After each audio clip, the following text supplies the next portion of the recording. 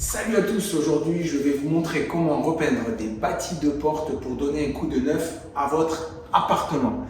Allez, c'est parti. Aujourd'hui on retrouve Cyril, le peintre qui repeint l'appartement de A à Z. Alors, les bâtis de porte, comment on fait pour repeindre ça? Dis-moi Cyril. Alors, pour les menuiseries, notamment ce bâti-là, donc nous sommes venus les laver avec notre fameux Samar, bien laver, bien rincer, bien sécher.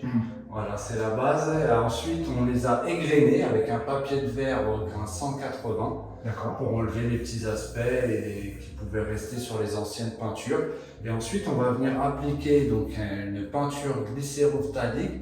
Donc celle-là, elle est Presti Satin, c'est avec un tendu parfait, donc qui se tend, la peinture se tend pour que ce soit lisse et brillant. D'accord, donc ça c'est ta première couche. Donc là, ce sera la première couche. Et ensuite, après un nouvel égrenage, au cas où s'il reste un petit grain qui a pu se glisser dans la peinture, on appliquera la deuxième couche de finition. Voici donc le résultat. On peut ici apercevoir la différence entre un bâti simplement préparé à être mis en peinture et un bâti qui est fini avec deux couches de finition en lac glycéro.